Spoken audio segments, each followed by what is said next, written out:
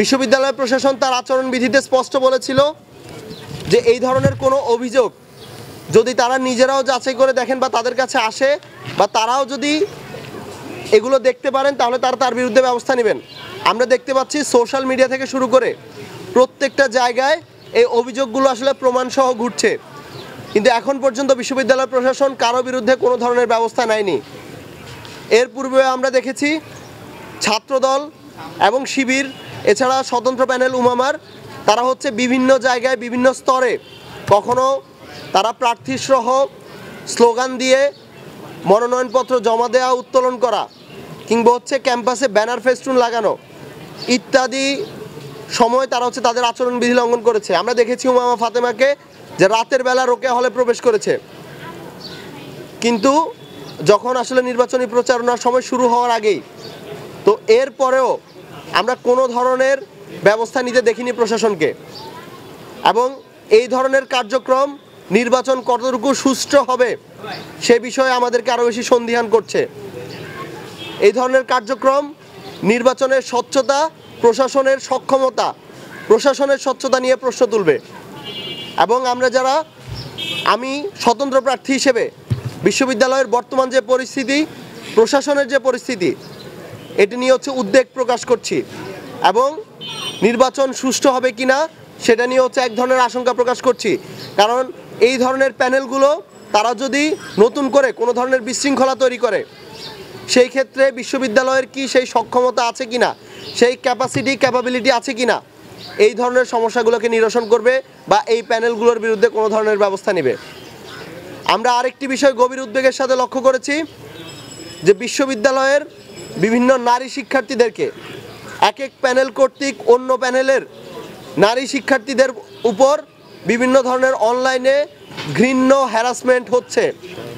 আমরা দেখছি যে হচ্ছে চারুকলাতে নারীদের উপরে কয়েকজন নারী প্রার্থীর উপরে তাদের ছবি বিকৃত করা হয়েছে, কিন্তু প্রশাসন বলছে তারা নাকি কাউকে আইডেন্টিফাই করতে পারেনি।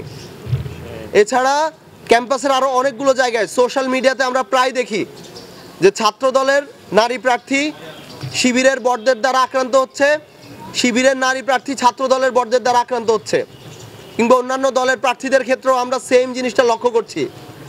প্রশাসন প্রথমেই অনলাইনে তার বিভিন্ন কার্যক্রমগুলো নিয়ন্ত্রণ করার জন্য বিজ্ঞপ্তি প্রকাশ করলেও আমরা অনলাইনে এই ধরনের হ্যারাসমেন্টের বিরুদ্ধে প্রশাসনের কোনো ধরনের কোনো ব্যবস্থা নিতে দেখিনি। আমরা দেখতে পাচ্ছি বিভিন্ন বহিরাগতদেরকে দিয়ে ক্যাম্পাসে লিফলেট বিতরণ করা হচ্ছে এবং যেটি স্পষ্ট আচরণবিধির লঙ্ঘন, স্টিল প্রশাসন কোনো ধরনের কোনো ব্যবস্থা নেয়নি। এবং আপনারা সোশ্যাল মিডিয়াতে গেলে এই ধরনের প্রমাণগুলো দেখতে পারবেন, কিন্তু এরপরেও বিশ্ববিদ্যালয় প্রশাসন, যেখানে তাদের পক্ষ থেকে বলা হয়েছিল যে তারা যদি কোনো কিছু দেখতে পারে তাদের চোখে পড়ে সেখানে তারা তার ব্যবস্থা নেবে, কিন্তু আমরা দেখতে পাচ্ছি এই নির্বাচন কমিশন বিশ্ববিদ্যালয় তারা হচ্ছে কালো চশমা পরে আছে, টিনের চশমা পরে আছে, তারা আসলে কোনো কিছুই দেখে না। বর্তমানে আমরা বিশ্ববিদ্যালয়ে আরেকটি বিষয় লক্ষ্য করছি যে বিভিন্ন দলীয় প্যানেলগুলো আছে, সেই দলীয় প্যানেলগুলো ডাকসুকে একটি অতি রাজনৈতিক কেন্দ্র বানানোর চেষ্টা করছে। ডাকসুকে কেউ কেউ যেমন অতি রাজনীতির একটা জায়গা হিসেবে দেখানোর চেষ্টা করছে, আবার অনেকেই শুধুমাত্র কো কারিকুলার অ্যাক্টিভিটিজের একটা জায়গা হিসেবে দেখানোর চেষ্টা করছে। আমরা মনে করি ঢাকা বিশ্ববিদ্যালয় তার জন্মগত সময় থেকে একটি বিশেষ গুরুত্ব বহন করে এবং এই ঢাকা বিশ্ববিদ্যালয় বাংলাদেশের রাষ্ট্র গঠন থেকে শুরু করে বাংলাদেশের রাষ্ট্রের যে কোনো নীতি, যে কোনো সিদ্ধান্তের বৈধতা তৈরি এবং উৎপাদনের জন্য গুরুত্বপূর্ণ ভূমিকা পালন করে আসছে। এটা একটা বিশ্ববিদ্যালয়ের বেসিক ক্রাইটেরিয়া এবং বিশ্ববিদ্যালয়কে এসব জায়গায় অপিনিয়ন রাখতে হয়। ডাকসু নিয়ে আমরা বর্তমানে যে রাজনৈতিক আলোচনাগুলো শুনি সেই আলোচনাগুলো রাষ্ট্রকে কিংবা হচ্ছে বিশ্ববিদ্যালয়কে নতুন কি অফার করছে সেটি আমরা দেখতে পারি না। প্রায় হচ্ছে বিভিন্ন স্বতন্ত্র প্রার্থীদের ব্যাপারে যেখানে আসলে শিক্ষার্থীদের অধিকার নিয়ে কথা বলার কথা, সেখানে আসলে এই প্রার্থীরা যে অপ্রয়োজনীয় আদর্শিক আলোচনা করে বেশি সময় নষ্ট করছে এবং আমরা মনে করি নিজেদের দলীয় কাদা ছড়াছড়িতে তারা অনেক বেশি ফোকাসড হচ্ছে। এই জায়গায় আমরা আরও দেখতে পাচ্ছি যে এই ডাকসুকে অতি রাজনীতিকরণ করার কারণে বিভিন্ন এলাকা থেকে বিভিন্ন দলের নেতাকর্মীরা তারা হচ্ছে শিক্ষার্থীদেরকে ফোন দিয়ে বলছে যাতে একটি নির্দিষ্ট প্যানেলে ভোট দেয়, এবং যেটি সুস্পষ্টভাবে শিক্ষার্থীদের যে হচ্ছে ভোট দেওয়ার অধিকার, গণতান্ত্রিক অধিকার, স্বাধীনভাবে ভোট দিবে সে অধিকারকে ক্ষুণ্ণ করা হচ্ছে। শিক্ষার্থীদেরকে স্বাধীনভাবে সিদ্ধান্ত নেয়ার যে সুযোগ দেওয়ার কথা ছিল সেই সুযোগটি তারা দিতে পারছে না, এবং এখন পর্যন্ত বিশ্ববিদ্যালয় প্রশাসন কিংবা নির্বাচন কমিশনের তরফ থেকে এগুলোর বিরুদ্ধে আমরা কোনো ধরনের কোনো স্টেটমেন্ট দেখতে পারি নাই, কোনো স্টেপ আমরা নিজে দেখি নাই। ঢাকা বিশ্ববিদ্যালয়ের শিক্ষার্থীদেরকে বিভিন্ন এলাকা থেকে, এলাকার বিভিন্ন রাজনৈতিক দলের নেতারা তারা হচ্ছে ফোন করে থ্রেট দিচ্ছে। আজকেও অনেক শিক্ষার্থী অভিযোগ করেছে যে তাদেরকে তাদের লোকাল বিএনপি, ছাত্রদল, যুবদল, বিভিন্ন দলের নেতারা ফোন করে ছাত্রদল সমর্থিত প্যানেলে ভোট দিতে বলছে, এবং এগুলো প্রথম দিকে অনুরোধ থাকলেও ধীরে ধীরে এগুলো থ্রেটের মতো শোনায়।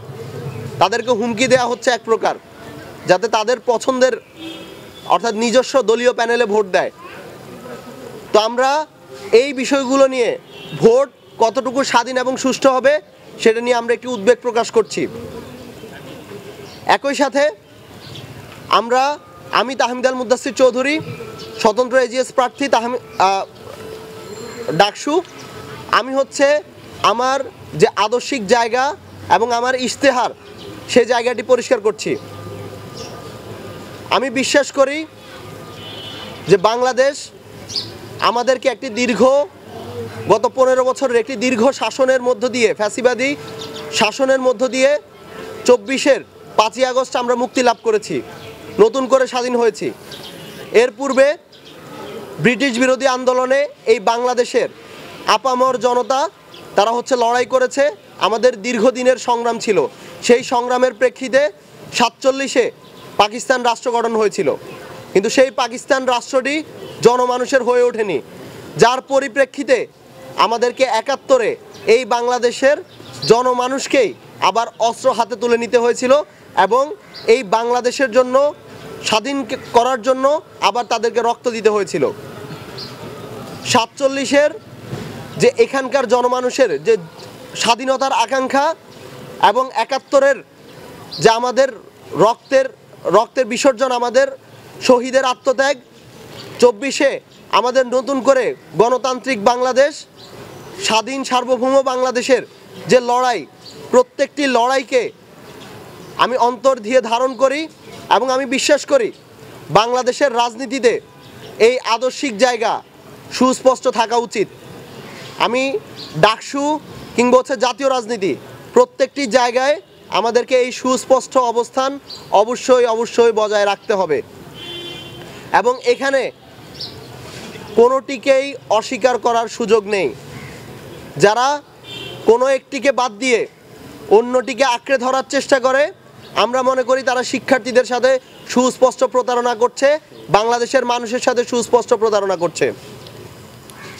আমরা ঢাকা বিশ্ববিদ্যালয়ের শুরুর দিককার গল্প যদি দেখি, যে ঢাকা বিশ্ববিদ্যালয়ে একটি আকাঙ্ক্ষা, একটি স্বপ্ন নিয়ে তৈরি হয়েছিল যে এই অঞ্চলের যে মানুষ ছিল সেই মানুষের অধিকার, এই অঞ্চলের মানুষের শিক্ষা তাদেরকে